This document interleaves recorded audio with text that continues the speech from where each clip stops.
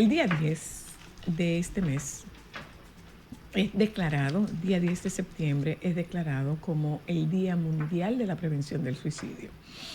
Es un tema que no se quiere tocar, que no se toca, al que se le tiene mucho miedo.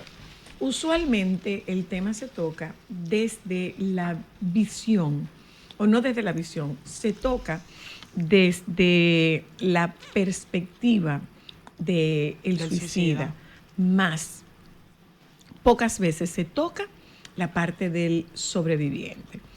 A raíz de este día, el diario El País publica un artículo que yo me voy a permitir leer un tanto para darle contexto a esta participación de estos dos profesionales en esta tarde.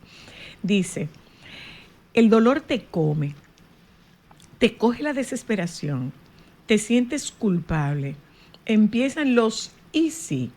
Es algo que tienes que aprender a manejar. Muchos supervivientes se aíslan, dejan de relacionarse, evitan familiares y amigos y se encierran, porque el suicidio es un tabú, porque existen estigmas si no quieres dar lástima. Es lo peor, es lo que peor nos hace sentir. Tienes la sensación de que no te entienden. Así se explica Juan José Escudero Barrera, de 64 años, que perdió a su hijo de 19 el 24 de septiembre de 2022. Reconoce que cuando buscó ayuda tuvo que hacerlo como tantos otros tecleando en Google. Había oído hablar de que nos llaman supervivientes. Tecleé esa palabra y lo primero que me salió fue el programa de la tele. Me sentó tan mal. A él lo que le ayudó fue verbalizarlo. Las personas que han perdido a un familiar o a un ser querido por suicidio se llaman supervivientes.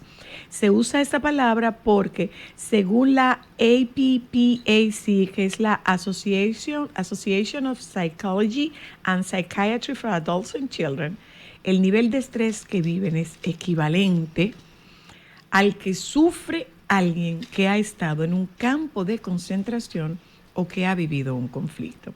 Si en la sociedad y en los medios de comunicación apenas se habla del suicidio, mucho menos se profundiza en los supervivientes.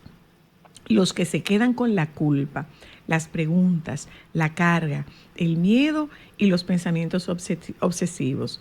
Y sobre todo un dolor, según los testimonios que recoge el periódico, que, cito, te come. Ni siquiera hablan de que ese dolor se pase. Prefieren buscar la manera de que disminuya o de convivir con él.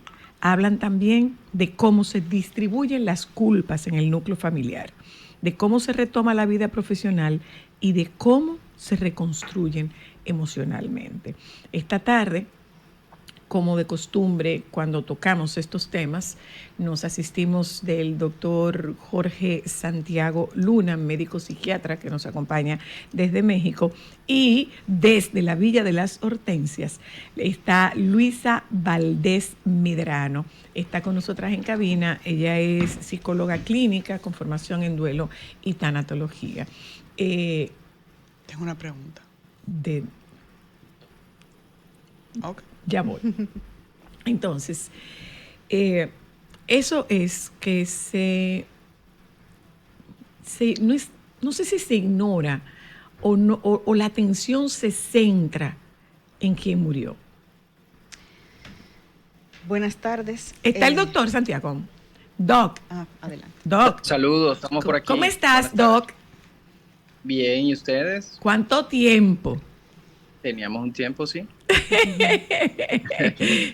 Doctor, hablemos del suicidio desde el punto de vista médico, desde el punto de vista del psiquiatra.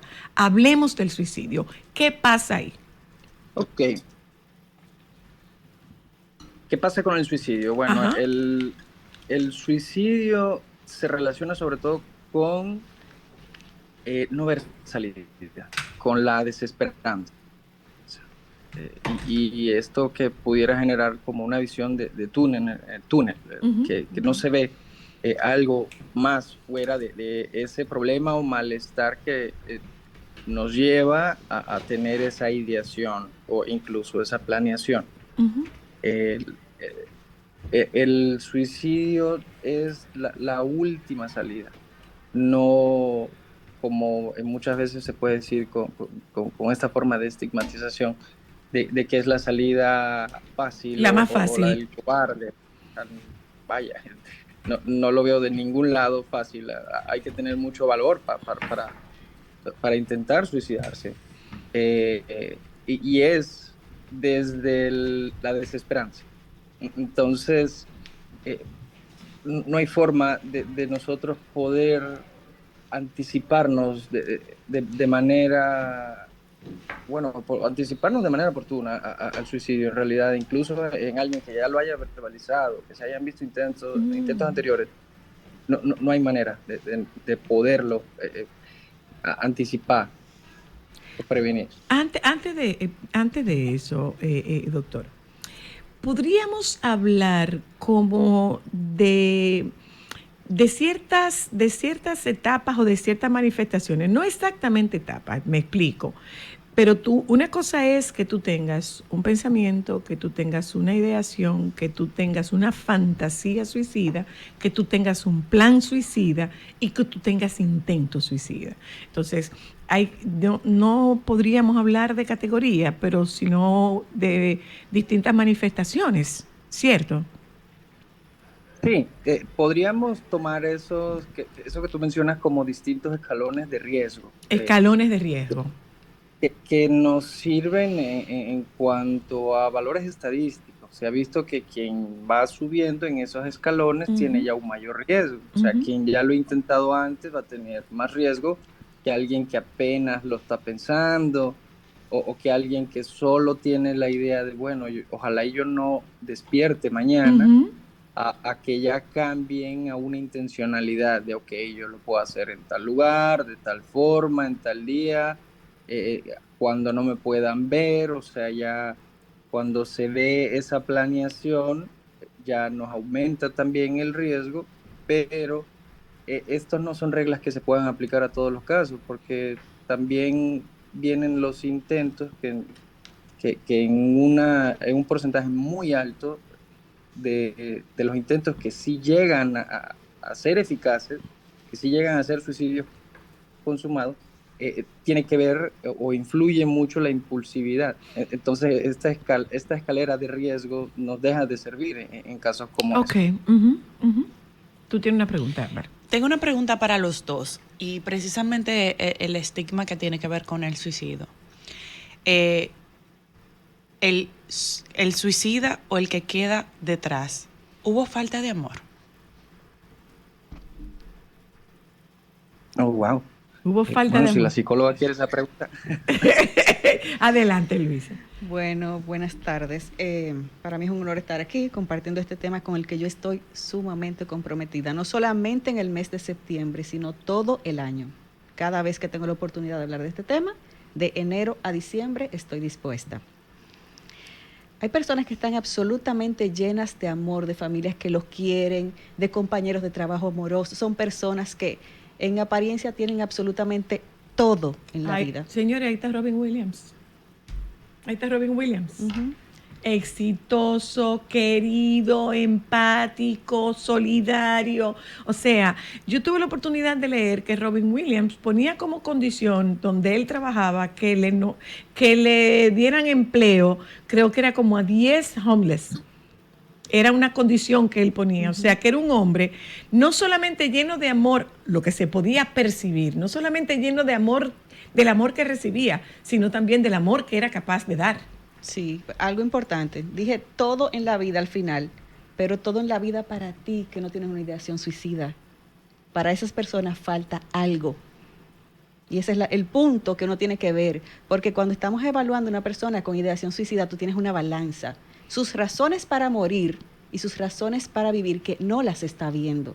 Tú afuera las estás viendo. Ujú. Ahora bien, nosotros como personas capacitadas en este tema, podemos ver las razones que tiene para vivir y no la ve. Pero tú no puedes tampoco desvalidar las razones que para esa persona son las razones para morir. Y no estoy diciendo apoya esas razones, simplemente que para esa persona, esa balanza pesa más de ese lado. Para esa la de persona, irse que la de quedarse. Lo que acaba de decir el doctor es un tema de una visión de túnel. Y es una visión de túnel. Es una visión de túnel, es una desesperanza. Es la única opción. Y al final, muchas veces es una forma de descansar.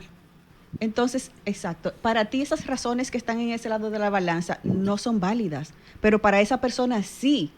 Entonces yo tengo que darle la importancia que para esa persona tiene, no para mí. Y una cosa, yo siempre he dicho una frase que se oye bastante como hasta simple de decirla. Y es que yo he escuchado personas en consulta que dicen, no, porque por ese disparate que tú te vas a matar. Señores, para esa persona eso no es un disparate. Para esa persona es importante. Entonces ahí donde nosotros desde afuera tenemos que ver, sin juzgar, escuchar activamente, pero sobre todo sin juzgar a esa persona que puede ser una persona con un PhD, con toda su vida económica resuelta, con familia que lo ama, pero esa persona tiene sus razones. Una cosa, doctor. Que no las compartimos nosotros, que decimos pero tampoco podemos juzgar. Pero también, doctor, desde el punto de vista bioquímico, ese cerebro muchas veces tiene una descompensación. Exacto. Pudiera ser. Sí, aunque no necesariamente. Caso, pero no necesariamente. No. Se ha visto que personas que tienen un padecimiento mental pueden tener un riesgo aumentado, pero volvemos a lo que mencionaba yo anteriormente, esta visión de túnel. También en una situación de crisis, independientemente de si tenemos o no un padecimiento mental, puede ser esa la única salida que tengamos a la vista. Entonces sí, eso puede aumentar el riesgo, pero no es exclusivo de personas con algún desequilibrio químico o algún padecimiento mental o psicológico. No es como la depresión. La depresión sí habla de un desequilibrio químico. Pero el suicidio no. Doctor, ¿el suicida no está necesariamente depresivo o sí? No necesariamente. No necesariamente. Una persona puede no tener depresión, pero verse en una situación en que la única salida que ve en ese momento y no tiene los recursos internos para manejarlo, la única salida que ve en ese momento puede ser por impulso también. Exacto, eso te iba a preguntar, Jorge. Aquí puede haber un tema de impulso e incluso hasta un tema de psicosis. Es una ruptura con la realidad en un momento, sí. Sí, es correcto. De hecho, el que haya síntomas psicóticos aumenta mucho el riesgo de un intento suicida. Ya desde un punto de vista psiquiátrico ya hay que tomar cartas en el asunto. Pero la impulsividad no es exclusiva de la psicosis. También habemos personas que podemos tener nuestros impulsos de vez en cuando, entonces de ahí el que se relacione mucho el aumento de los intentos que sí terminan siendo suicidios en personas que están intoxicadas con alguna sustancia, porque eso nos quita ciertos frenos que nosotros pudiéramos tener, entonces cedemos ante esos impulsos. Ok, lo que comenzamos el programa hablando de este artículo que publicó el diario El País, y es el suicidio desde una perspectiva pocas veces analizado. Y es que muy pocas veces se ve al que sobrevive. No solamente al que sobrevive como familiares, sino al suicida que sobrevive al suicidio. Sí, hay una persona que lo intenta y no lo consigue. ¿Qué pasa con esa persona? ¿Es real o es mito que esa persona lo intenta hasta que lo consigue, doctor? No, eso es un mito. Es un mito.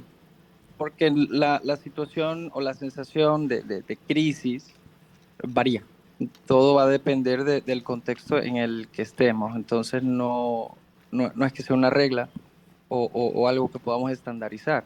Pudiera ser que después de un intento las situaciones cambien con el apoyo, con el abordaje adecuado, y entonces que esa persona que llegó a tener un intento de suicidio ya más adelante ni siquiera tenga las ideas de suicidio. Entonces, no hay una relación directa entre el haberlo intentado y que eso se quede como una meta sin cumplir. ¿Recurre al psiquiatra el familiar de un suicida, doctor? Qué buena pregunta. No necesariamente. Nosotros, o sea, cuando hablamos del suicidio, cuando hablamos de pérdida, sobre todo en el marco del Día Internacional de la Prevención del Suicidio, y con este artículo como premisa, yo siento que este artículo nos interpela a ver el suicidio y la pérdida como un fenómeno más social que individual. Porque al ponernos en los zapatos desde la vista de quien se queda aquí, de quien lo sobrevive, hablamos de que ya no solo estamos viendo la pérdida como algo individual, sino que quien se va deja un espacio vacío, no solo físico, en el mundo, sino en los sistemas y en los grupos en los que formaba parte. Entiéndase como el ejemplo principal o primigenio de un grupo o sistema en la familia, pero pudiera ser una pareja, pudiera ser un grupo de amigos, pudiera ser los compañeros del trabajo, que quien se va deja tanto las expectativas que se tenían de esa persona y las obligaciones o las funciones que cumplía en ese grupo quedan en el aire. Entonces ahora ese grupo social tiene que buscar una manera de complementar, de volver al equilibrio que estaba antes. Entonces no solo hablamos de que puede afectar a las personas en lo individual, sino como ese grupo social o conciencia social que también se ve afectada. Y en el caso específico del suicidio, que de por sí ninguna muerte llega a buen tiempo, en el caso del suicidio se hace de forma violenta porque va en contra de la naturaleza. Usualmente nosotros nos morimos cuando la muerte decide llegar, pero quien lo hace por propia mano interrumpe abruptamente su vida, y de esta manera que trae consigo tanto estigma. Por eso también le dejé la pregunta del amor que pudiera rodear o no a las personas que se suicidan, porque yo creo que esa pregunta tiene trampa. ¿Y a qué me refiero? En el imaginario de las personas que sobreviven a alguien que se muere, va a haber culpa. Sí, claro. Y se van a tratar de de responsabilizar, y ese mismo estigma, aunque nadie alrededor esté pensando que pudieran tener la culpa, van a sentirse como la familia extraña, la familia de suicidas, porque si uno lo hizo, pudiera ser que los demás lo hagan, o pudiera ser que sean un grupo de personas inestables y que por eso alguien se murió. Entonces, quien sobrevive el suicidio de un familiar, de un ser querido, puede cargar consigo esa idea de que le faltó amor y que por eso ocurrió el suicida, como si estuviese cargando como esa maldición o esa semilla de muerte. Voy un momentito a publicidad, porque al estigma se le une el silencio. Del suicidio no se habla en las familias. Ya volvemos. El suicidio, pero hoy hablamos de los que sobreviven.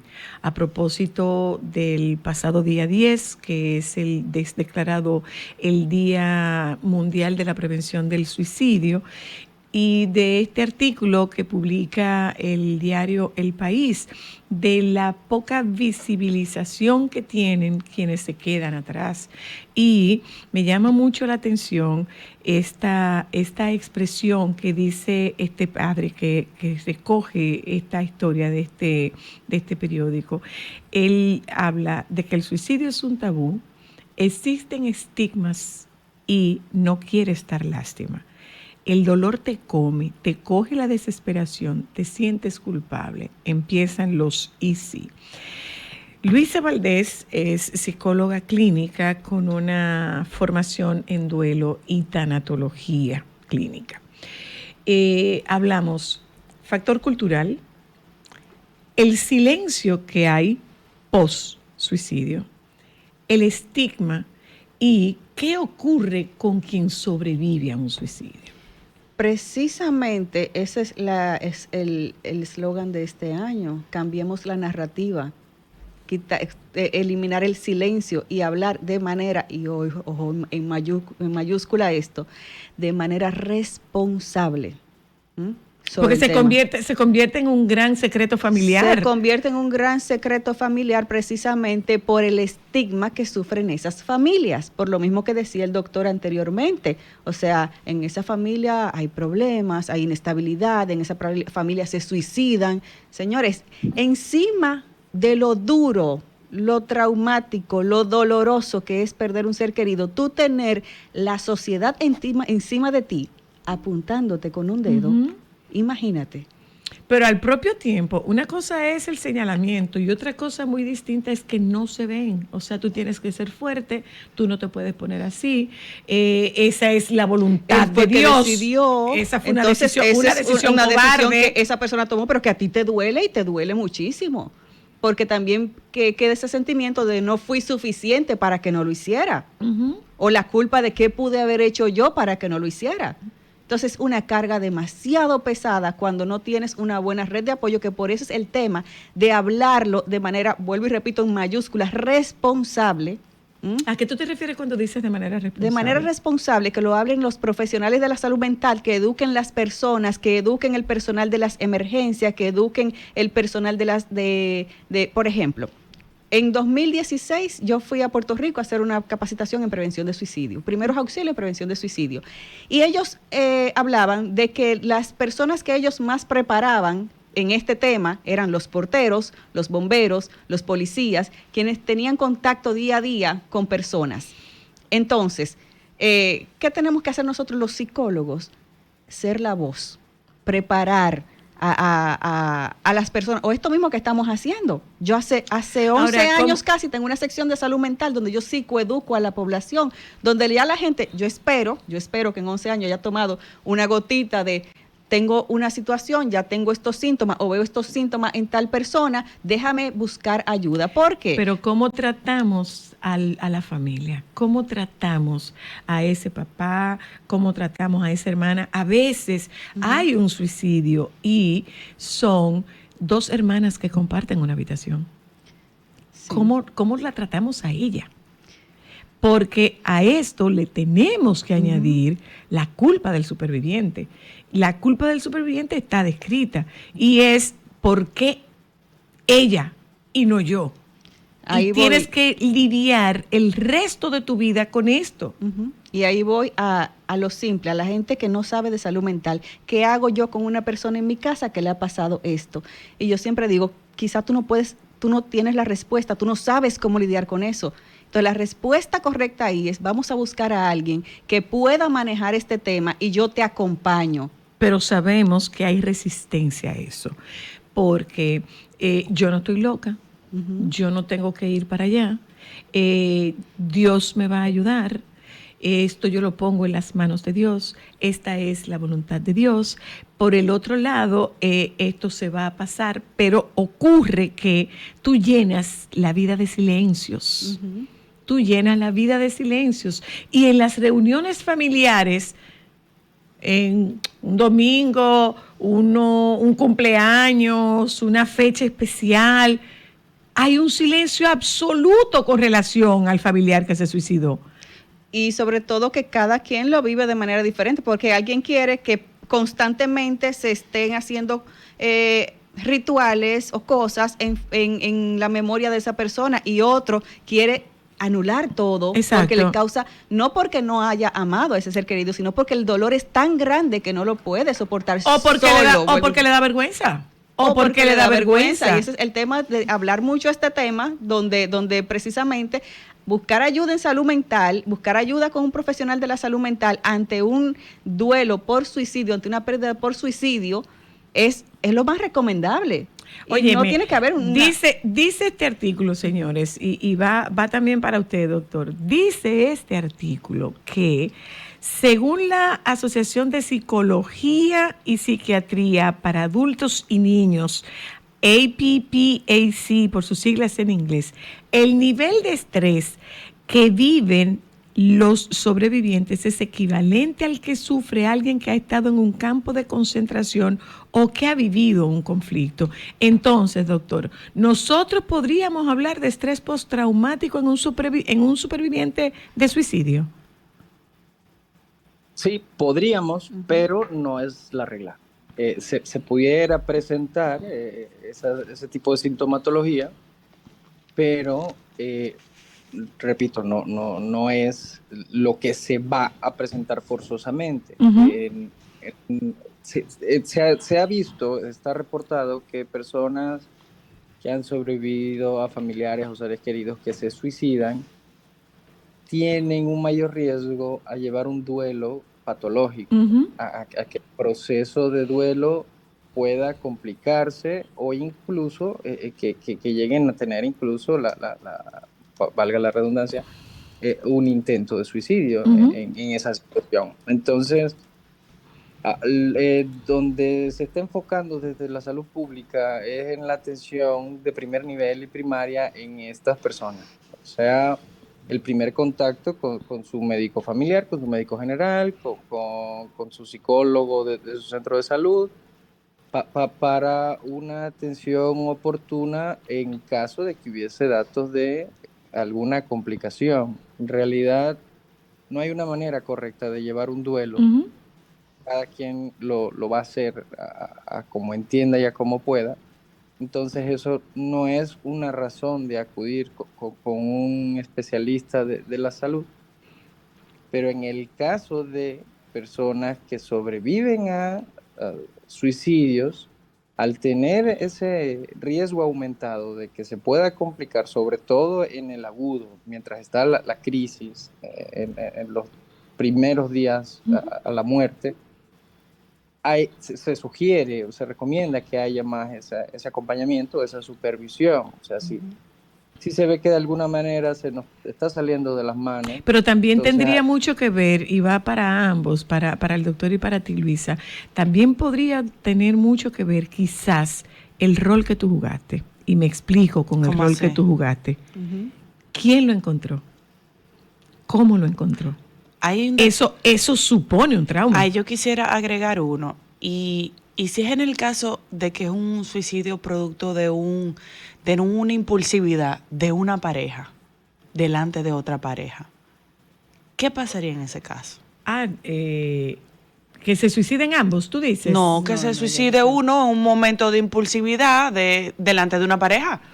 ¿Cómo sobrevive ella? Porque ella o él.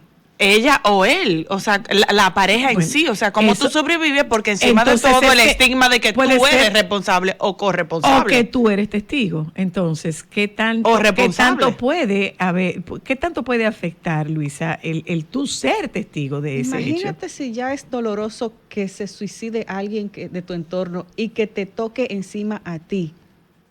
Presenciar eso, pues es un trauma bastante fuerte, es un impacto demasiado fuerte para esa persona. Esa persona, pues, siempre mi recomendación es buscar ayuda con un profesional de la salud mental, sí o sí, ante una situación así. Ahí no, o sea, claro, una buena red de apoyo es importante, es ¿Cuál es el valor de la red de apoyo? El valor de la red de apoyo, wow, imagínate. ¿Qué es una red de apoyo? La red de apoyo son esas personas que están a tu alrededor, que están pendientes de ti, sin juzgar, porque eso es importante. La red de apoyo también tiene que educarse. Tiene que contener. Tiene que ir a la consulta y saber qué yo puedo hacer en esta situación, qué yo sé, qué puedo decir y qué no puedo decir. Y sobre todo, no juzgar los sentimientos de esa persona, para contener esas emociones. Lo más importante es saber qué no decir. Y sobre todo, todo. Yo estuve hablando de duelo hace un par de meses.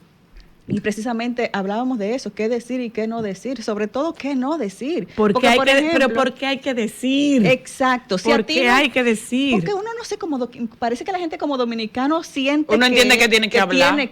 Como que da un pequeño sermoncito, discursito. Y eso, señores, ojo, no lo digo de manera negativa. En buena voluntad la gente lo hace. Claro. Queriendo poderte hacer sentir mejor. Pero en ese momento, por ejemplo, yo ponía un ejemplo en ese programa. Yo decía, si a ti nunca se te ha muerto un hijo, tú no puedes llegar a abrazar a una madre y decir, yo te entiendo, jamás la vas a entender, nunca la vas a entender.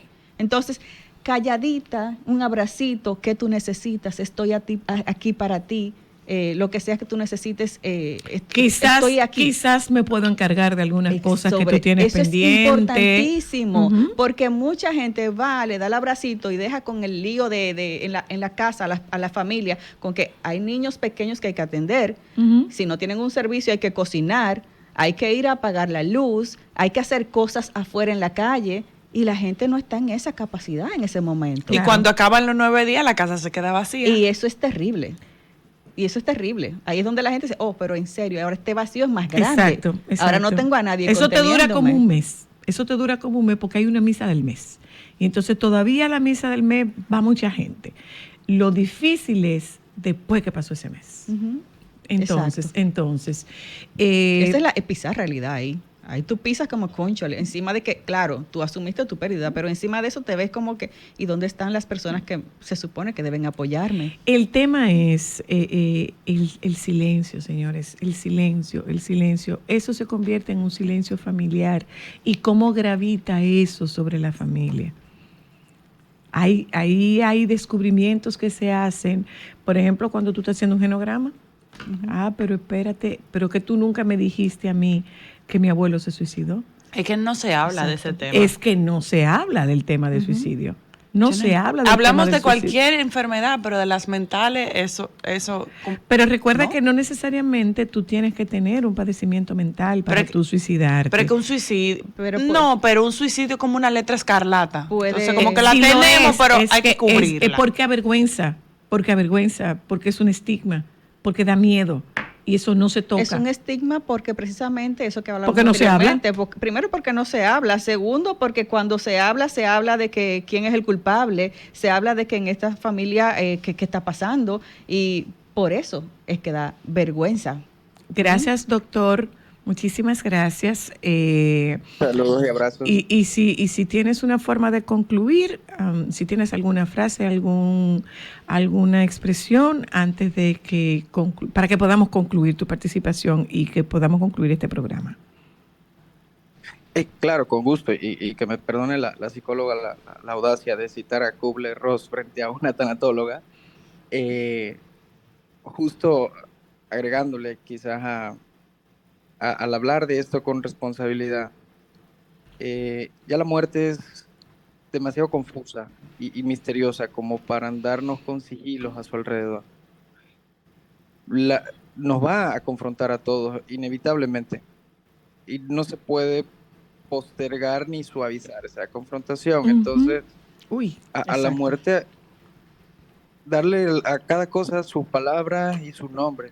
No andarnos con rodeos al respecto, sobre todo cuando quienes están a nuestro alrededor son personas en desarrollo, niños, que el cómo se afronte esa situación y esa muerte va a marcar la pauta de cómo se puedan sobrellevar situaciones futuras. Entonces mejor hablarlo con franqueza y no con eufemismos y suavidad. Así es.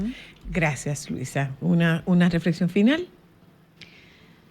Bueno, la persona que ha tenido, o las familias que han tenido pérdidas por suicidio, primero, hablar del tema. La vergüenza, pues la vamos a ir disminuyendo poco a poco y sobre todo yendo a terapia. Yo siempre recomiendo que las familias vayan a terapia después de una muerte por suicidio. Gracias. Hacerse responsable de su salud mental para poder continuar. Muchísimas gracias. Nos juntamos un 6 mañana, si Dios quiere. ¿Dónde podemos contactarte, Luisa? ¿Dónde te seguimos? Bueno, en mis redes, psi.Luisa Valdés Medrano. Estoy en Bonao en Nutricen y en Santiago en Neuroinc.